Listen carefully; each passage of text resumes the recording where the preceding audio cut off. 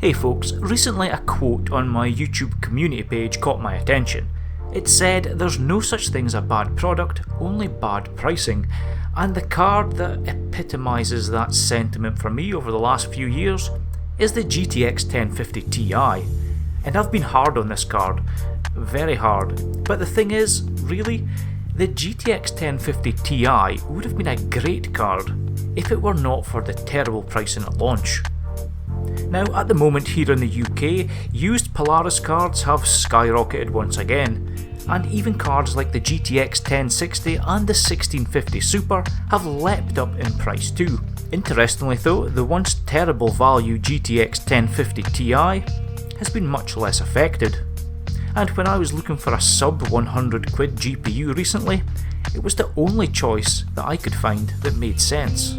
So I'd like you to meet the MSI GTX 1050 Ti 4GT LP, and if you hadn't guessed, the LP stands for low profile.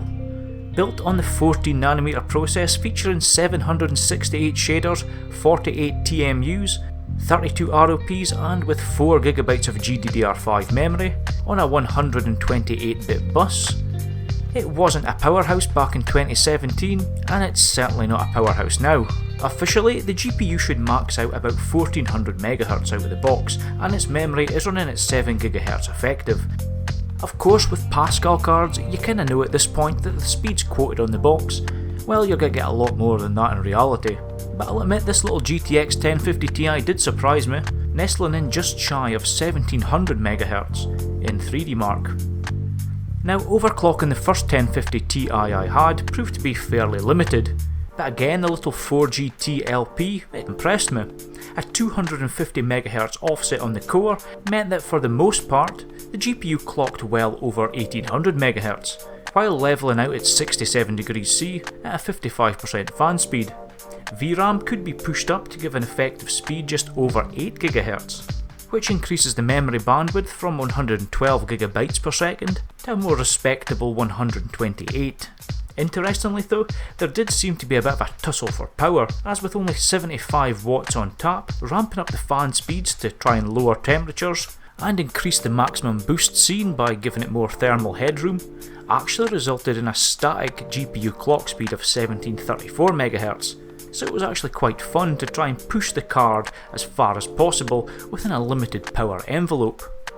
The end result of all this overclocking was actually taking second spot on the 3D Mark Time Spy leaderboard for the very niche combo of an E5 1650 V2 Xeon and a 1050 Ti. It might be niche, but hey, that's a silver medal I'll happily take.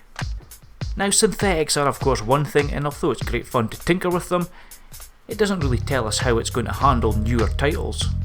So for this video I've decided to focus on only new titles, games that have came out in the last year. I will be doing a bit more with this card over the next few weeks, but for now, let's just kick things off with Watch Dogs Legion. So for this, I'm not just going to slap everything on very high and then bemoan the fact that it doesn't even hit 20 FPS. No, instead we're dropping the resolution scale down to 75 on the slider. Now this isn't 75% of 1080p in Watch Dogs Legion, but rather renders the game internally at 1717 by 965, and then reconstructs that image back up to native using temporal upscaling. Now this is coupled with the medium preset, but I've bumped up the reflection quality up to high, so we get some nice screen space reflections in there. At stock, the 1050 Ti returned an average FPS of 39 and a 1% low of 30 FPS. The overclocked profile bumped the average FPS up to 43, while the 1% lows jumped up to 33 FPS. A 10% uptake in performance on an overclock for our entry level card is pretty good going, and it means that Watch Dogs Legion could be played at a locked 30 FPS. The next game is Assassin's Creed Valhalla, when run at 1080p with an internal resolution of 972p. Again on the medium preset, but with anti-aliasing set to low, character textures set to high, and again screen space reflections have been turned on. The GTX 1050 Ti here returned really playable frame rates in both stock and overclocked forms. At stock, we've seen an average FPS in the mid-40s, and the 1% lows were comfortably above 30 FPS. Overclocked seen the average frame rate hit 50 FPS, while the 1% lows were closer to 40, and overall this overclocked configuration offered up just under 9% more performance than stock. Dirt 5 was run at a native 1080p on the medium preset, and while 60 FPS was out of the question without severely dialing back settings, 30 FPS was achievable at native resolution when the GTX 1050 Ti was overclocked. Stock seen the 1050 Ti just fall ever so short on the 1% lows, while the overclock only increased performance on average FPS by 3.7%, it did push the 1% lows up by around 7.2%, meaning the 1% lows were finally settling above that magical 30 FPS mark. Racing games don't always lend themselves to being playable at 30 FPS, but here Dirt 5 was enjoyable and completely playable, while at native resolution it still looks really slick. Now the final game is Horizon Zero Dawn, and this was run on the original preset, which basically targets the same settings as the PS4. Running at a native 1920 by 1080, the stock GTX 1050 Ti returned a surprisingly good performance, 44 FPS on average and a 1% low of 39 FPS. Overclocked, the GTX 1050 Ti pushed things even further, returning an average closer to 50 FPS, and the 1% lows was bumped up above 40 FPS. A great result all round, considering Horizon Zero Dawn was originally designed as a 30 FPS game when it was running on the original PlayStation, so it offers up a really nice experience here. So I guess that's the MSI GTX 1050 Ti 4GT LP in a nutshell. In terms of 1050 Ti's, I do think the low profile versions are the only ones that were good products back then and are still good products now. They were designed to do a job that no other cards could, low profile chassis with no external power requirements.